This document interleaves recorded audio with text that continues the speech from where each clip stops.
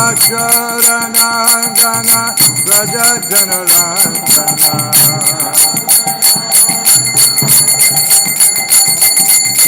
Yamuna Kiravanatare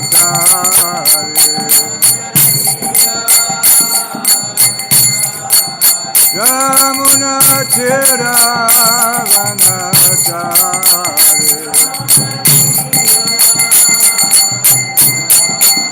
Jaya Radha Madhava Kunja Vihare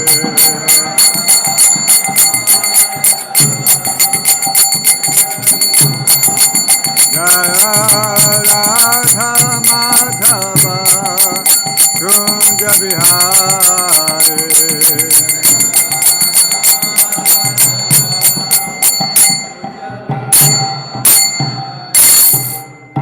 Jai Om Vishnupad Paramahansa Parivajagacharya Sutara Sutta Shri Shriman Divine Grace of Bhayacharya Bhaktivedanta Swami Prabhupada Ki Jai Nityalila Vishnu Om Vishnupad Paramahansa Parivajagacharya Sutara Sutta Shri Shriman Divine Grace Srila Bhakti Siddhanta Saraswati Thakur Swami Prabhupada Ki Grantha Raj Srimad Bhagavatam Ki Gaur Premanandi All glories to some of the devotees All glories to some of the devotees All glories to some of the devotees all glories to Sri Guru, Sri Gauranga, and Srila Prabhupada.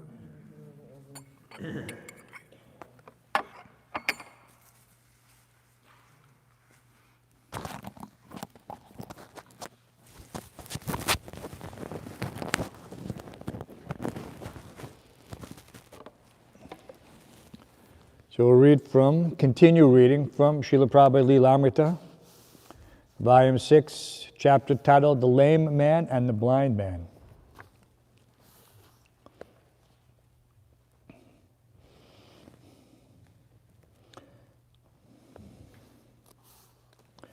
Although Prabhupada had written to the GBC requesting them to solve ISKCON's problems, he continued to keep informed of the problems as his assistants reluctantly reported to him the bad news. One day a telegram arrived from Hansarupa Swami, a dynamic GBC man in charge of ISKCON in one region of the U.S. Hansarupa was having serious difficulty remaining strong in Krishna consciousness. In most cases, the difficulties of Prabhupada's disciples were urges towards sensuality. Almost never did disciples turn against Prabhupada, nor did they often reject the philosophical conclusions of Krishna consciousness. They simply fell victim to Maya's allurements. Madhavisa's telegram was a resignation from the GBC. Although he wanted to continue in devotional service, he felt forced to resign due to spiritual weakness. The telegram gave no details, but Prabhupada heard rumors that Madhaviса had had an affair and had left the temple. Prabhupada said that this was his godbrother's main arguments against Westerners taking sannyas. They would not be able to maintain the strict vows.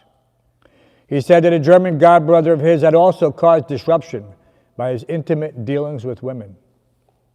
What can I do? Prabhupada said sadly.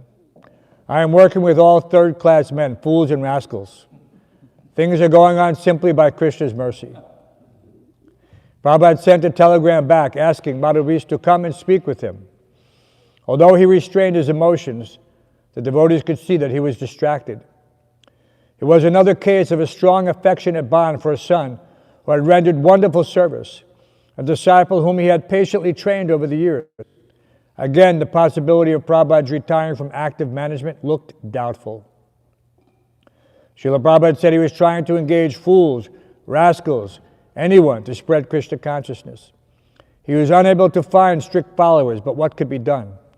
If someone fell from sannyas, he said, then that person could become a grihastha. But no one should go away. Harisari mentioned the Chaitanya Charitamrita story of Lord Chaitanya and Chota Haridas. From that story, said Harisari, it appeared to be very difficult for a fallen sannyasi to regain the mercy of Lord Chaitanya. One who falls from sannyas, Srila Prabhupada replied, is called vantasi, one who vomits and then eats it. Vantasi. So if they become grihasthas again, then how can they get Lord Chaitanya's mercy? Asked Harisari. If the spiritual master gives that facility and makes that arrangement, said Prabhupada, then Krishna will accept the arrangement, and later he can again become sannyas. It had happened before, and Prabhupada mentioned a few cases where he had asked fallen sannyasis to get married and stay in their service. Of course, it is a shameful position, but what can be done? My godbrothers and sannyasis in India criticized me for giving Brahmin and sannyas initiation and installing deities in the West and allowing women to stay in the temples. But for all that, I'm expanding Krishna consciousness. And for all their strictness, they are doing nothing. If I discriminate, then I will again be one alone as I was in Vrindavan, and again become a mouse. It seems, said Harisari, that it will take several generations before we can become purified. If one is sincere, Prabhupada replied, he can become purified even within one generation. That same evening, as Prabhupada prepared to stay up all night translating, he was still thinking of Madhudris. Nevertheless, he turned to translating the text in the chapter called The Elephant Gajendra's Crisis. The chapter told about the king of elephants, Gajendra, who lived on the heavenly planets. One day, Gajendra was bathing in the river along with his wives when suddenly a crocodile attacked. The crocodile fastened his jaws on Gajendra's leg, and although the elephant was very powerful, he could not release himself from the strong grip of the crocodile while in the water. Thereafter, Srila Prabhupada dictated, because of being pulled into the water and fighting for many long years, the elephant became diminished in his mental, physical, and sensual strength. The crocodile, on the contrary, being an animal of the water, increased in enthusiasm, physical strength, and sensual power. I can do it very quickly, Prabhupada had said, but I have to meditate how to prepare it for the common man. How could he convey the significance of this event, which happened millions of years ago between two animals on a heavenly planet? How to make it clear and understandable and capture the essence of the significant Sanskrit words and the parampara comments of acharyas like Vishwanath Chakravarti, Sanatana Goswami, and Srila Bhaktisiddhanta Saraswati. In the quiet solitude of his room, Srila Prabhupada began speaking his purport. In the fighting between the elephant and the crocodile, the difference was that, although the elephant was extremely powerful, he was in a foreign place in the water.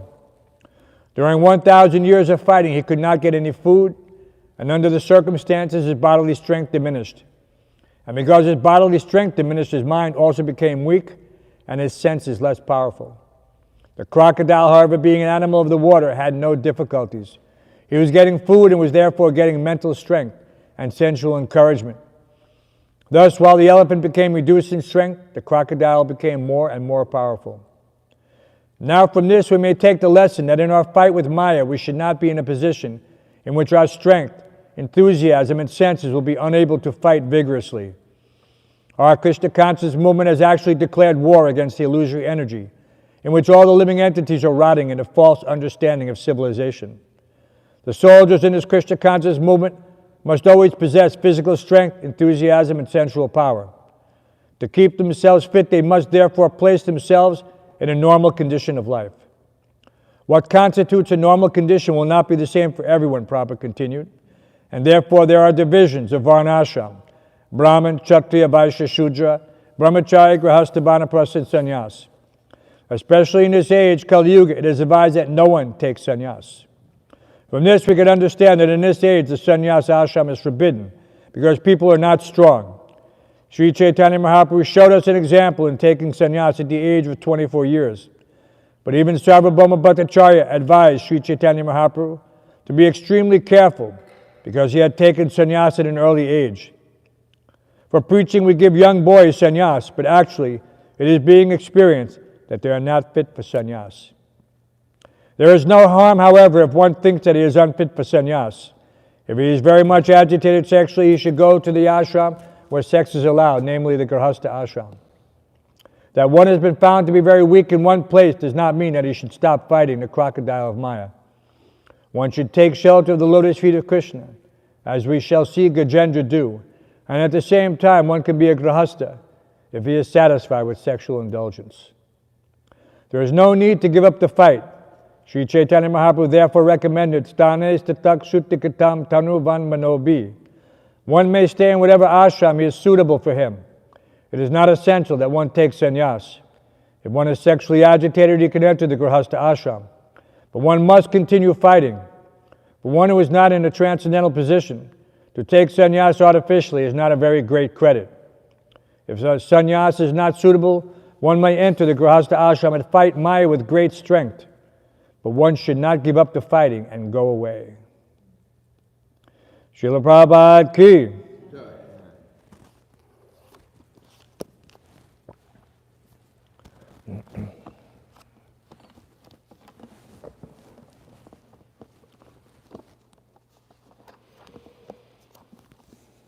Om Namo Bhagavate Vasudevaya. Om Namo Bhagavate Vasudevaya.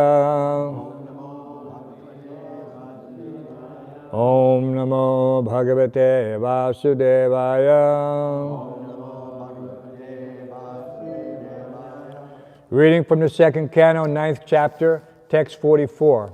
Answers by citing the Lord's version. Tasma idang bhagavatam. Tasma idang bhagavatam. Puranam dasalaksanam. Puranam dasalaksanam. Proktang bhagavata praha. Proktang bhagavata praha. Ritak putraya bhutakrit. Pritak putraya bhutakrit. Please chant. Tasma idam bhagavatam. Tasma idam bhagavatam. Puranam Puranam dasalakshanam. Proktang bhagavata praha. Pritak putraya bhutakrit. Tasma idam bhagavatam. Puranam dasalaksanam. Proktang bhagavata praha. Pritak putraya bhutakrit. Tasmayadang bhagavatam. Puranang dasalaksanam. Proktang bhagavata praha. Pritak putraya bhutakrit.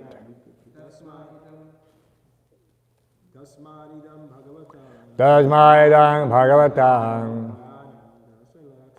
Puranang dasalaksanam. Proktang bhagavata praha. Pritak putraya bhutakrit. Tasmaidang bhagavatam. Puranang dasalaksanam. Proktang bhagavata praha. Pritak putraya bhutakrit. Tasmayadang bhagavatam. Puranang dasalaksanam. Proktang bhagavata praha. Pritak putraya bhutakrit. Tasmaidang bhagavatam. Puranang dasalaksanam. Proktang bhagavata praha. Pritak putraya bhutakrit. Ladies? It's 944. Which canto? Second canto.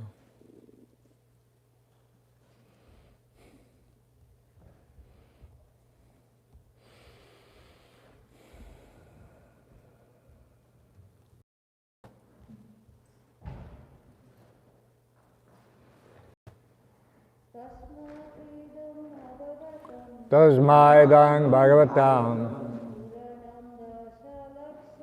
Puranang Dāsa Lakshanam Proktang Bhagavata Praha Pritak Putraya Bhuta Krit.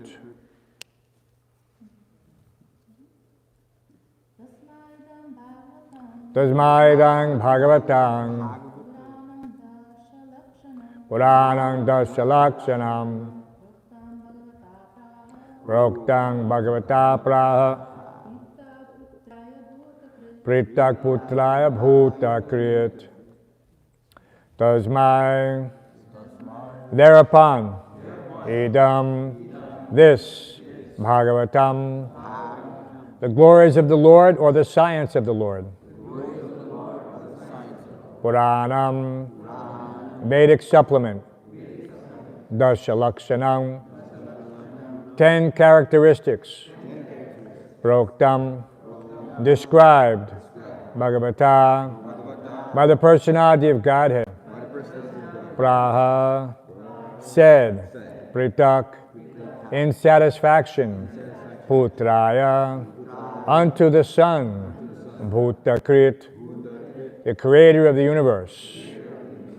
Translation and purport by His Divine Grace, A.C. Bhaktivedanta Swami Prabhupada.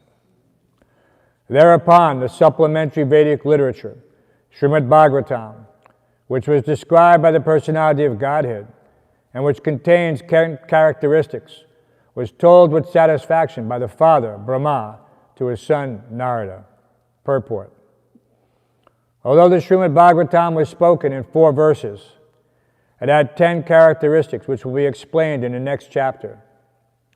In the 4 verses, it is first said that the Lord existed before the creation, and thus the beginning of the Srimad Bhagavatam includes the Vedanta aphorism, Janmadhyasya. Janmadhyasya is the beginning, yet the 4 verses in which it is said that the Lord is the root of everything, that beginning from the creation up to the supreme abode of the Lord, naturally explain the 10 characteristics. One should not misunderstand by wrong interpretations that the Lord spoke only 4 verses, and that therefore all the rest of the 17,994 verses are useless. The 10 characteristics, as will be explained in the next chapter, require so many verses just to explain them properly. Brahmaji had also advised Narada previously that he should expand the idea he had heard from Brahmaji. Sri Chaitanya Mahaprabhu instructed this to Srila Rupa Goswami in a nutshell, but the disciple Rupa Goswami expanded this very elaborately, and the same subject was further expanded by Jiva Goswami, and even further by Sri Vishwanath Chakravarti Thakur. We are just trying to follow in the footsteps of all these authorities. So Srimad Bhagavatam is not like ordinary fiction or mundane literature. It is unlimited in strength, and however one may expand it according to one's own ability, Bhagavatam still cannot be finished by such expansion. Srimad Bhagavatam, being the sound representation of the Lord, is simultaneously explained in 4 verses and in 4 billion verses all the same. Inasmuch as the Lord is smaller than the atom and bigger than the unlimited sky, such is the potency of Srimad Bhagavatam. Om Jnana Timirandasya Gananjana Shlakaya Chakshurayam Latamina Tasmai Shri Gurave Namaha Mukam Karoti Vachalam Pangum Lankaya Tegaram Yatkripatamaham Vande Shri Gurum Denataram. It's a very interesting point that Srila Prabhupada is expanding on, as the previous acharyas have expanded on. Someone may say, well, what does it need? If the Sanskrit is sufficient, what does it need of any interpretation or purport? Right? And it described that truth, by definition, is self-evident. But the ability for one to reach that platform where such intelligence is manifest is not in the realm of ordinary mundane education. Rajavidya Rajaguyam Pavitramidamuttamam Pratyakshabagamam Damyam Susukam Kartamavyam. This knowledge is the king of education, the most secret of all secrets.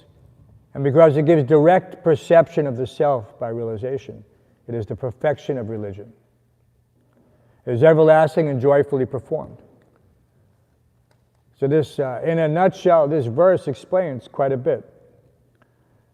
The most secret of all secrets. So technically, everything is available here in black and white. Anyone can purchase these books. So how is it a secret?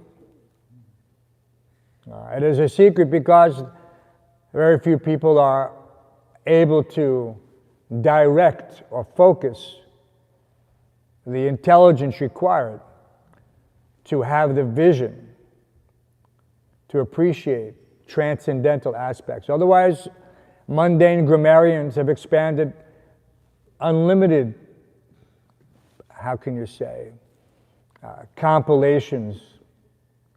One famous, interesting the Prabhupada mentions his German godbrother. The Germans were very fond of Vedic literature. Unfortunately, they made a mess of interpretation. Right? They adopted certain things like Aryan. Aryan means one who is enlightened, who knows that the Supreme Personality of Godhead is the Supreme Controller. There's an unenlightened state, but they adopted it to mean something else. You know, some Ubermensch. Yeah, it's a very sad testimony to what can happen through misinterpretation.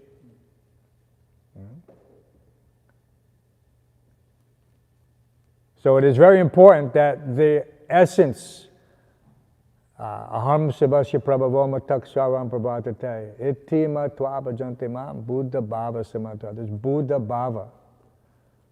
One is constantly engaged and worships me with love. Then Krishna gives the intelligence by which one can understand. Not simply by extracting a few poignant passages and then twisting their meaning to suit one's own motives. So this Bhagavatam here, Prabhupada says, there's 17,994 verses. So we understand that the Bhagavatam is 18,000 verses approximately on this earthly plane. But in higher planetary systems, it is much larger, much more expounded. Not because they require more explanation, but because there is so much more to appreciate if one has this finer intelligence. For those with limited intelligence in the material, this earthly bhumandal, this is more than enough for us. Srila Bhaktisiddhanta said that one could lecture on one verse from the Bhagavatam for months on end, and he did so. He did so. Just to prove a point. He was very expert at that, Srila Bhaktisiddhanta. Took one verse and expounded on it for months. Because if one's intelligence is actually suitable for appreciating this, then this verse is just a sutra in the sense that it is a condensed code. It may appear to be a few couplets, but for one who has transcendental vision, one who has that spiritual eyes that tinged with the salve of love, then one verse is equal to a window of the spiritual world. He sees everything unlimitedly. And to us, it's just a small. It's like we have in someone, we may use the term narrow-minded. Narrow-minded. That there are some constraints, either self-imposed or by some cultural or environmental conditioning. The person doesn't have the ability to see things beyond his false conceptions. Right?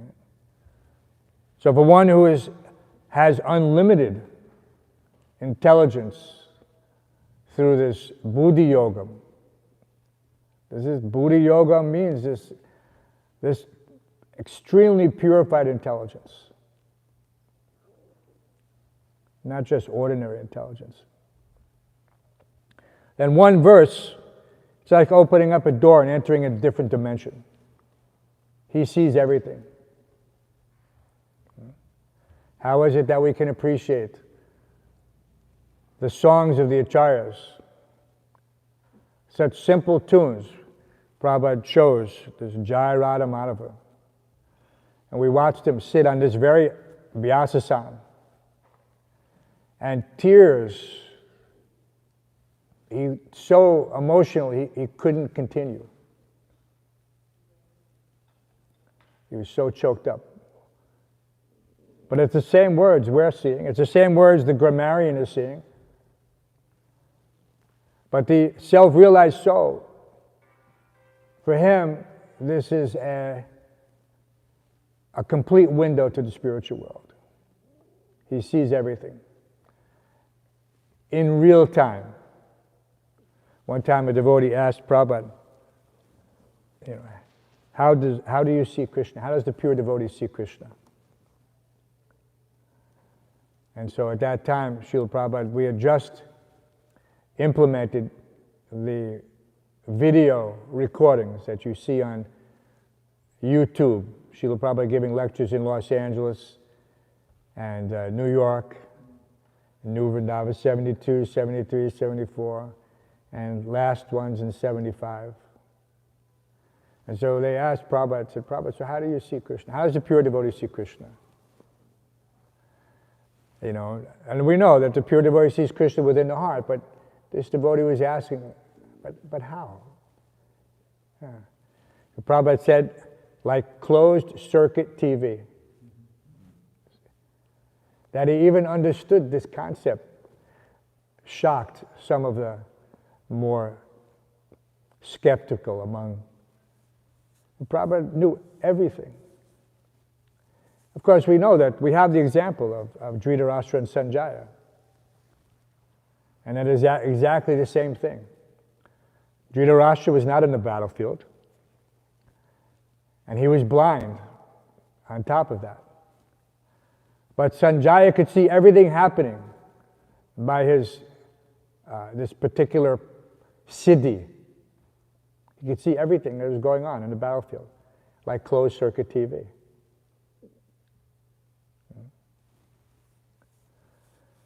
So this, it's not so difficult to appreciate when someone like Srila Prabhupada explains this, like closed circuit TV. You see Krishna in the heart, face to face. Face to face. And every day people are turning on the TV and having this. And they don't think about the technology behind it. The transmission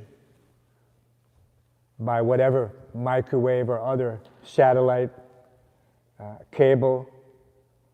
All these methods are there. There's like different yogic powers, but in a mundane, perverted reflection. But in the topmost spiritual perfection, then none of these things, none of these material, physical constraints are there. And one sees Krishna face to face. One sees Krishna face to face. So we have an opportunity to observe these things. When we hear about Srila Prabhupada's personal example, and we understand the elevated stature of a pure devotee, is not, the term used is nitya siddha. Prabhupada also commented on that. He was asked, what is the difference between nitya siddha and sadhana siddha? And he said, once one is siddha, there is no difference. So this is another useful point. People try to distinguish between these various grammatical and philosophical concepts. That yes, there is a slight difference. But once one is siddha, Prabhupada said, perfect is perfect. So this is to encourage us as well. Where we may think that, well, what is the point in endeavoring? What chance do I have? We're reading in Leelamrita, we saw what difficulties these disciples, early disciples, all disciples, up to the present. It's not unique. And the fact that, these are included in such texts is what would commonly be referred to as transparency. We're not trying to hide the situation. Rather, it is there for our benefit to appreciate and to internalize that such situations are not unique to some person, and that weakness of that person is not unique to that person. Right? Otherwise, why do the four regulative principles exist? Because it is common to every person, every living entity. All have these conditions. So we have to take advantage of the Bhagavatam in its written form, in its spoken form, and we also have to practice the examples provided within. Just like Gajendra and the crocodile in later cantos. Why such stories are included from the higher planetary systems. What is the example? And we see how Prabhupada had to meditate, how to present this, how to relate it to the common person in order to awaken that seed of transcendental knowledge. Transcendental knowledge is within every living entity.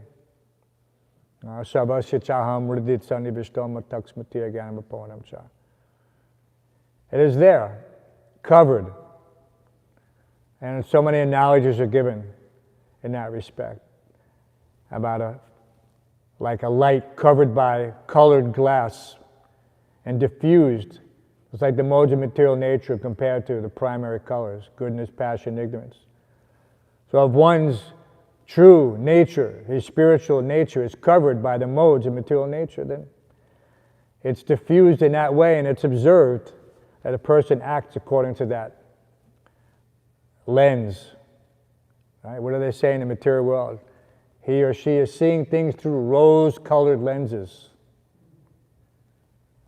Right? It means a person is a bit naive. But there's also the lens of ignorance, the lens of passion, and there's also the lens of goodness. And we can appreciate that. We have practical examples, practical experience of all of these things. And if we have such examples, then we should follow them, the good ones, not the bad ones. There's plenty of opportunity. The mind is always tempting. That just follow my dictates, right?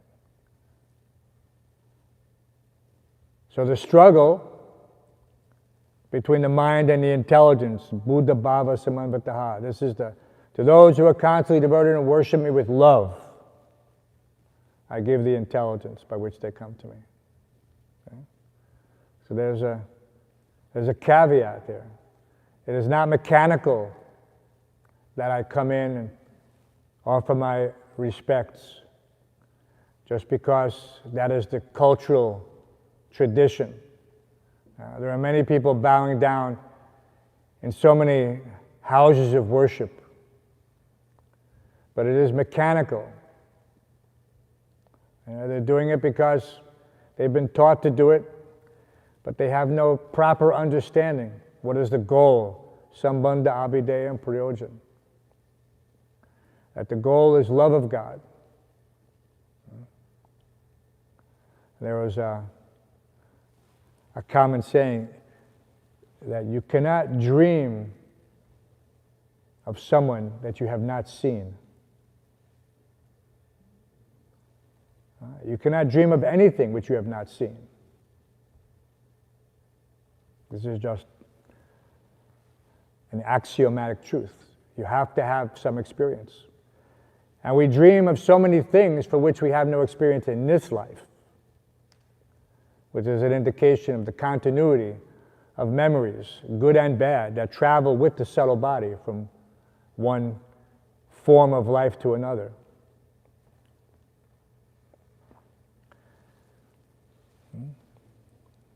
And Lord Brahma, who is prominent in this particular section of the Bhagavatam,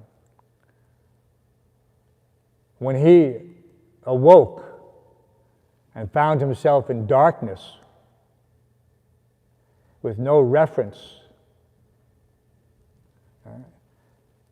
he immediately tried to examine his surroundings, but he was frustrated. But intelligently he realized, let me just try to understand the situation with my intelligence. And so therefore he sat in meditation. And those syllables, tapa, manifest everything within his vision based on his sincere approach. This was key. Otherwise, the description of him traveling down the lotus stem, trying to see whatever he could see, but in total darkness, not possible. A very helpless situation. But because he was empowered, he wasn't put into that position without qualification. The topmost living entity. But there was still a test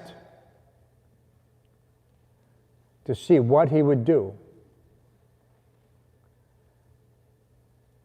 And he passed the test through the power of meditation, which we see in Satyuga was the primary means for realization, meditation. So we have this opportunity to meditate on so many aspects of this transcendental knowledge. One should not become confused. What should I meditate on? Should I meditate on the Lord's lotus feet? Should I meditate on my service? Should I meditate on my Guru's instructions? The key is to have this perspective in the Bhagavad Gita, in the 10th chapter, in the purport to the 4th and 5th verse combined. Prabhupada describes intelligence means to understand things in their proper perspective. So we have Tadvidi Pranipatena, just try to learn the truth by approaching a spiritual master, inquire submissively. So we see that Lord Brahma, through that tapa, he was basically surrendering to the fact that I don't know anything at this point. I'm completely helpless. Like Draupadi, who was similarly challenged, in an untenable situation. The intelligent person realizes things are beyond my control, therefore I must surrender to a higher power.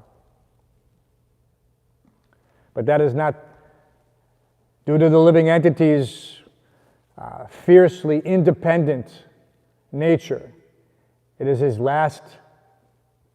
last thing he wants to do is to surrender.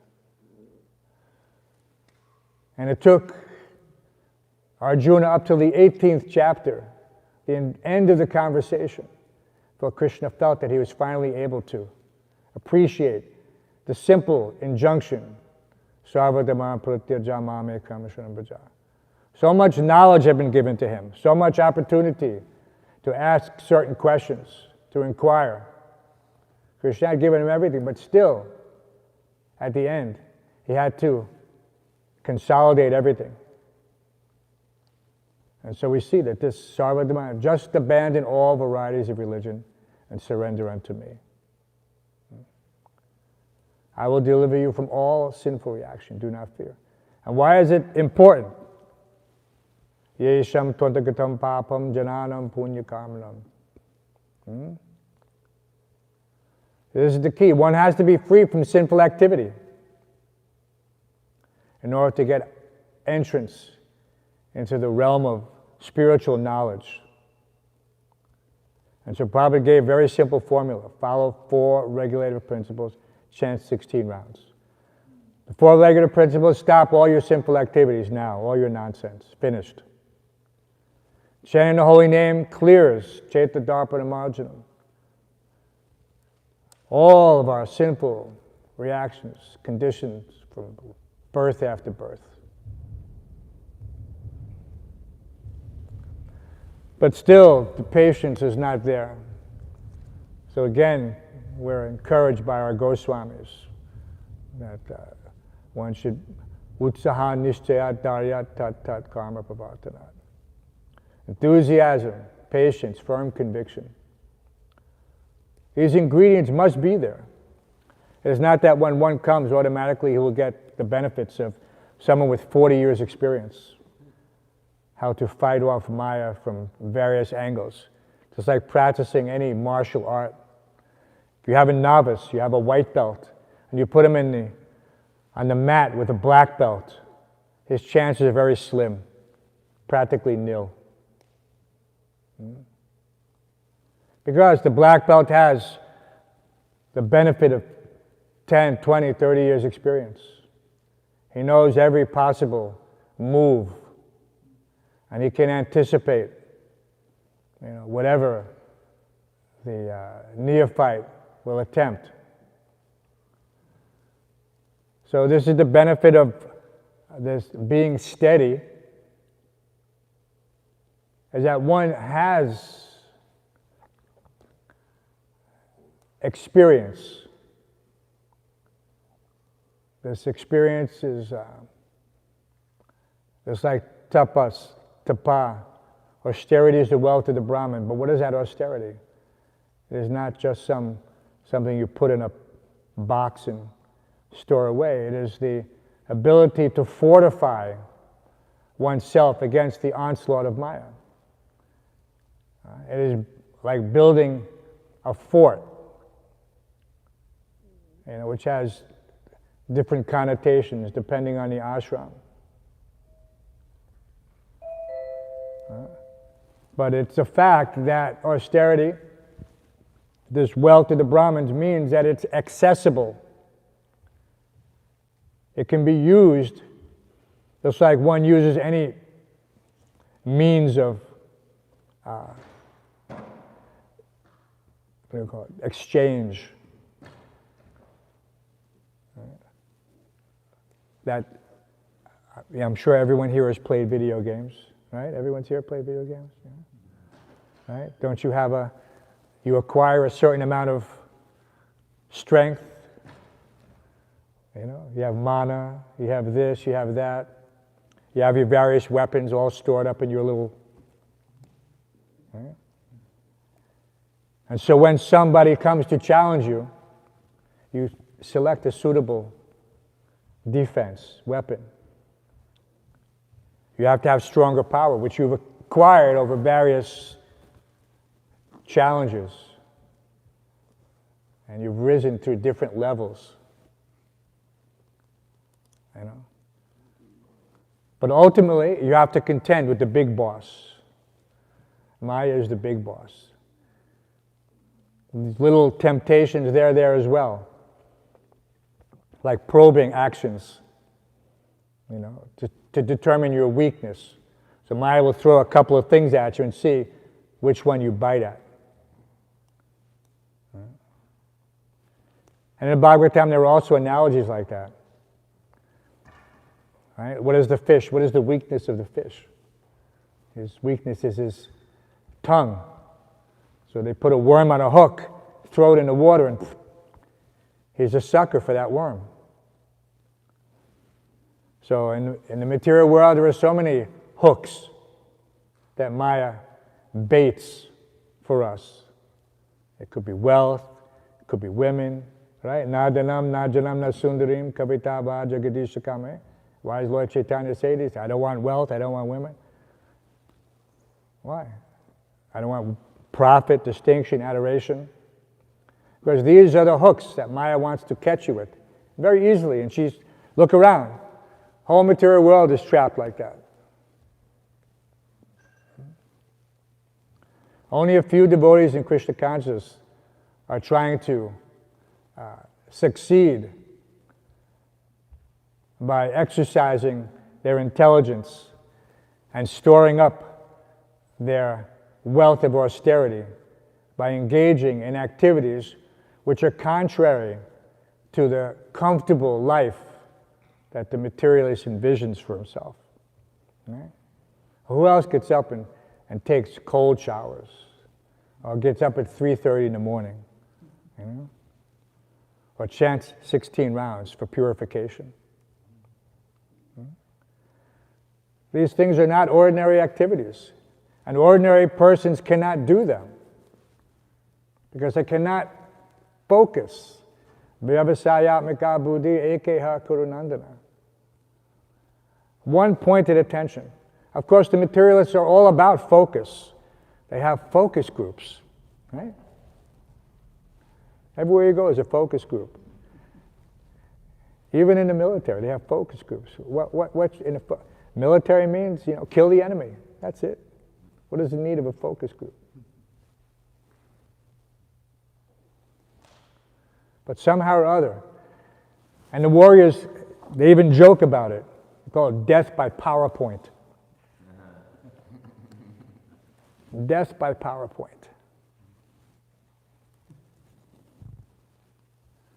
So we want to distill the essence. It's given to us right here. We don't need to search all over for it, try to, go through some dusty, moldy stack of books buried deep in some, so-called library of knowledge. No.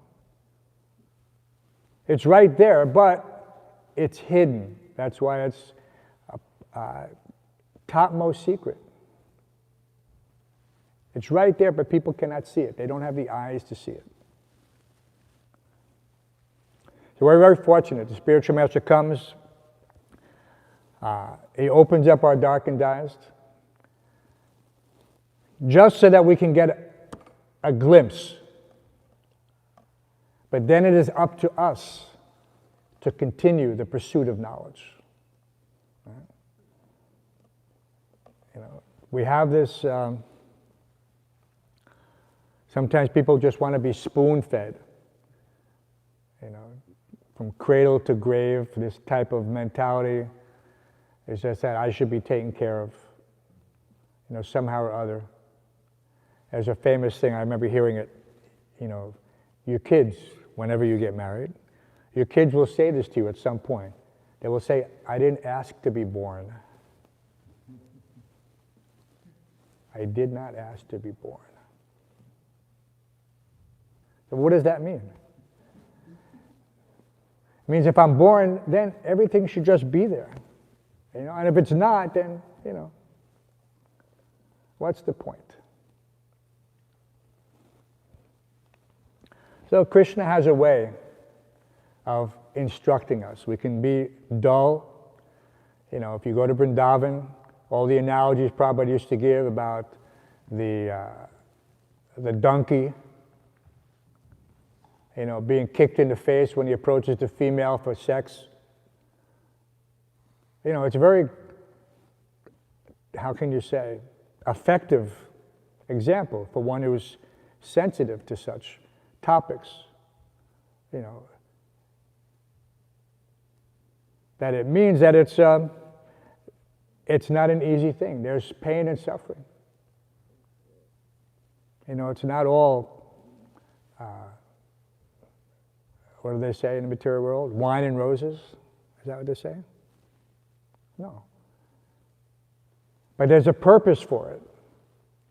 And for one who knows the purpose, then he's happy to engage in, relationships that allow him, his spouse, his offspring, to also take part in this movement. And so Prabhupada encouraged those who could not become sannyas, that they should become grihastha. This is, the bottom line was, he said, don't leave Krishna consciousness, okay? Very important point there. Don't leave Krishna consciousness. There are many soldiers. Some are on the front lines. Some are in the back. All are equally important. The front cannot exist without the back. If you overextend your supply lines, then your campaign will fail. Just ask Napoleon.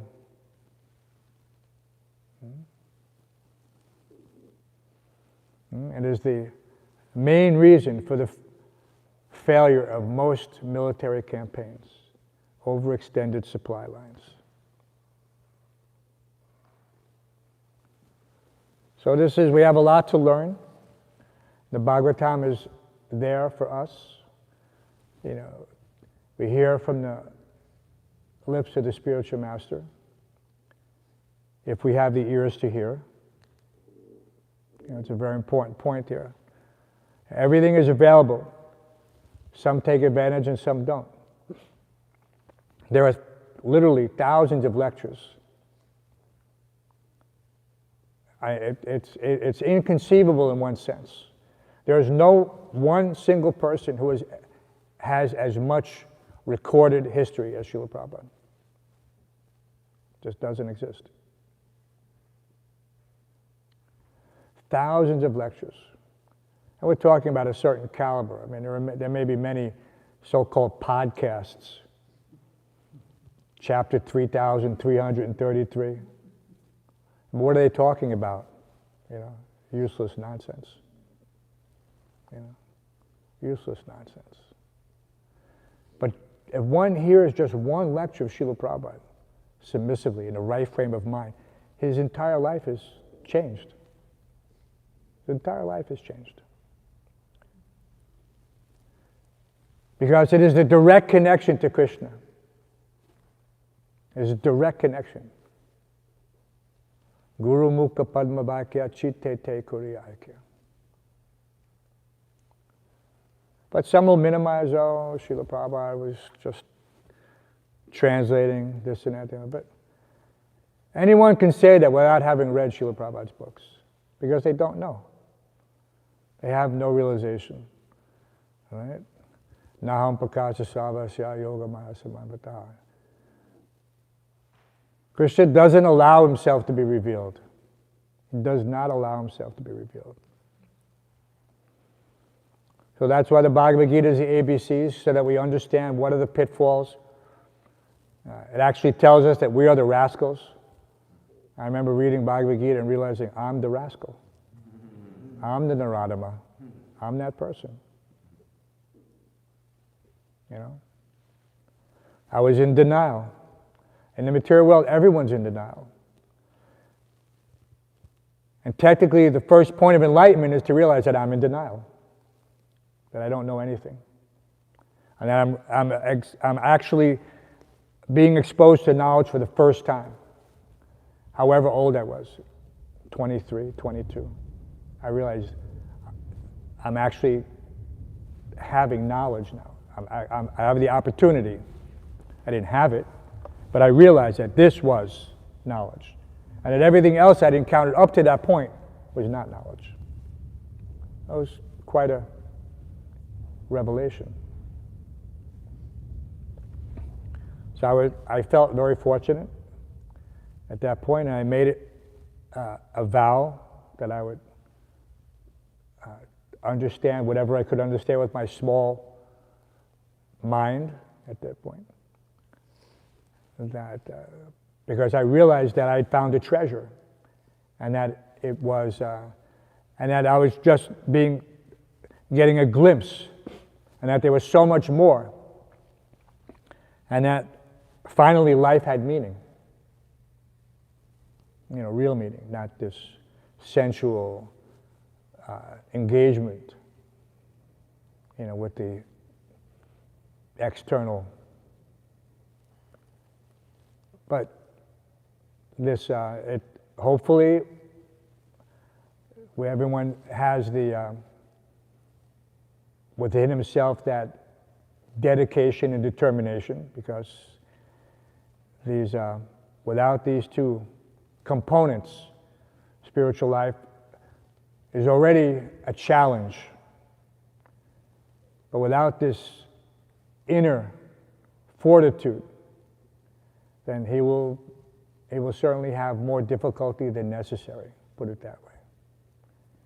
Doesn't have to be hard. Right? That's what they say in the movies, right? We can do this the easy way or the hard way. They always say that. You can do this the easy way or the hard way. The easy way is right there. Tadvidi pranipatena pariprasna sevya.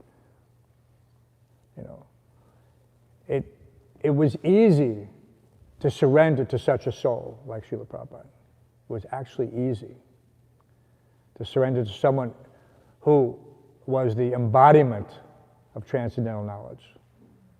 Right? And so we were very fortunate in that regard.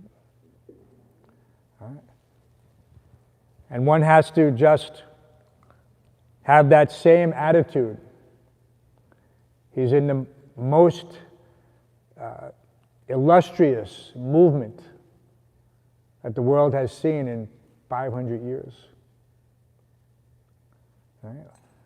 It was Lord Chaitanya's purpose, his whole purpose, for tasting the sweetness of his own pastimes, is manifested in this Krishna conscious movement. Everything there. How else would it be distributed? There's the treasure house that he described that was opened by the pure devotees and distributed. So engaging in this activity is nothing short of a continuation of the pastimes of Lord Chaitanya, but we don't take this sentimentally. We take it practically. That book distribution, preaching, prasadam distribution, deity worship, these components are there for our benefit and for the benefit of the world at large. And they can't be neglected. And to do so is to, like Prabhupada said, again become a mouse. He said that quote there. So to be alone in Vrindavan, again, punar mushtaka bhav.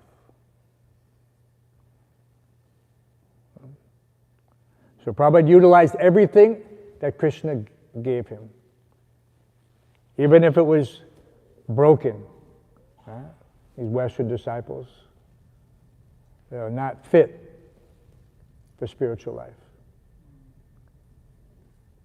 He had to train them, and that's why he would, in one sense, when one left, we read earlier, said in that pastime of another disciple who left, he said, I have given 3 million gallons of blood. 3 million gallons of blood to make one disciple. But who can imagine how much effort? But we see the fruit of his efforts, and we have to respect that effort.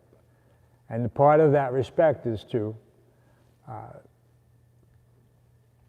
maintain the mission, the society, the endeavor, however difficult it may appear. And yes, it will be difficult. Prabhupada said it will not be easy. But how has it become easy? It becomes easy by understanding the goal, by reading Srimad Bhagavatam and Chaitanya Charitamrita. And then our hearts are filled with this wonderful joy. Kevala Anandakanda.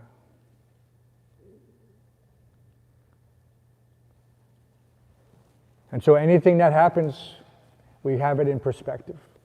That this is temporary. I'm agitated, it's temporary. It goes away.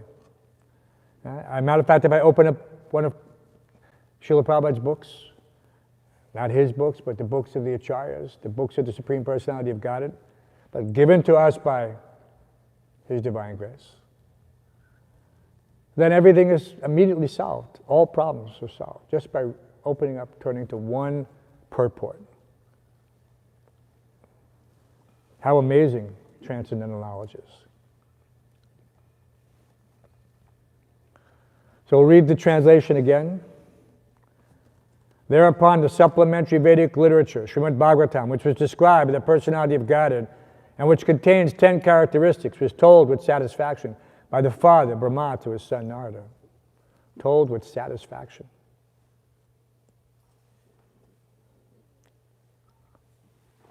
Any questions? Manaji, you had a question? I just was wondering what closed circuit TV was. I didn't catch that again? Oh, closed circuit TV? What is closed circuit TV? Okay, you see these security cameras that may be around here? Okay. Okay.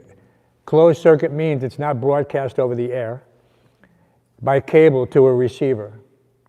And so a television camera, any camera, and a television, those are the two ingredients required to transmit an image. So if I had just like we have the camera here, so that camera is not closed circuit because it's not just being broadcast just to this group by a TV. This is going out over the internet. But closed circuit means that within myself, within my heart, right, the Supreme Personality of Godhead is sitting. But who realizes that?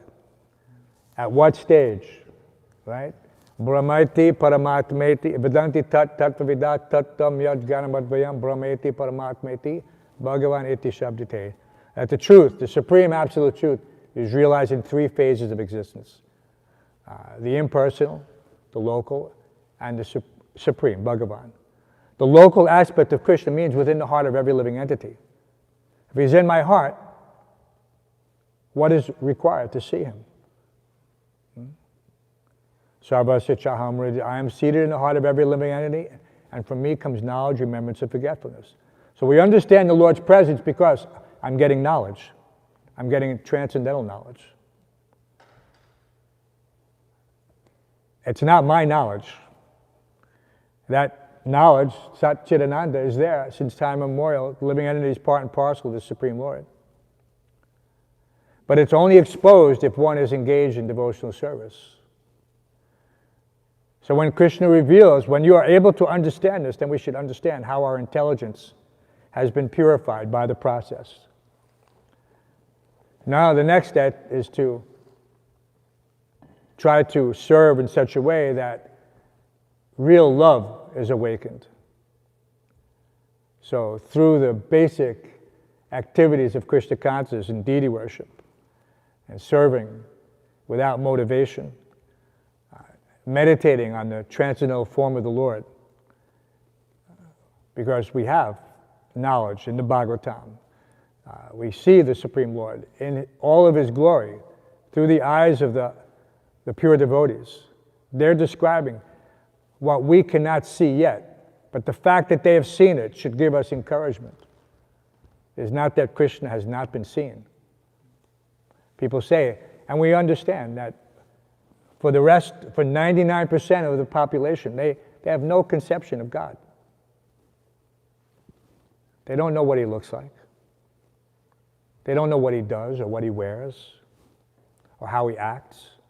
They have absolutely no information. But yet we have the same common experience of all self-realized souls documented in the Vedas. Over the course of millions of years. What to speak of on this planet, we have the documentation from the higher planetary systems as well. And so we have what would be considered prima facie, first-hand knowledge. pratyaksha bhagamam dharmyam, that these souls have realized this knowledge. And so I actually see, just like if I close my eyes, I can conjure an image of something that I have prior information of, prior knowledge. I can meditate. But that meditation is not the actual vision. I'm seeing something which, for all intents and purposes, is not here and now. But when you have love for Krishna, He is visible to you constantly. Constantly. What's a good analogy? Not the bar. What's a good analogy? How about picture in a picture? Anyone remember that technology back in the day? You could watch 2 TV shows at the same time. Picture in a picture. You could see the material and you could see the spiritual. You could see Krishna at the same time you're functioning in the material world. Sometimes they say when people go strong, they meditate and they close their eyes and they see like a TV in their heart. Literally.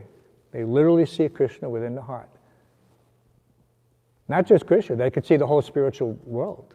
Krishna in all his pastimes. They literally see it more vivid than their external vision. That's what samadhi is. That's what samadhi is. But in order to function, sometimes the pure devotee has to come to the level of the Madhyama Adhikari. Like Natabar. He has to come down so he can function with all of us. I always wondered why it never took off. We couldn't get a Krishna conscious video game with various levels. Sambandha, Abhideya, Prayojan. You fight Maya. You read the Bhagavatam. You get power. You read the Chaitanya Charitamrita, you get more power.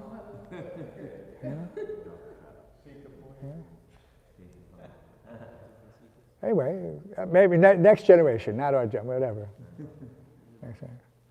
Any other questions, comments, concerns? No? He's speaking for everybody, no. Okay. Srimad Bhagavatam ki, Srila Prabhupada ki.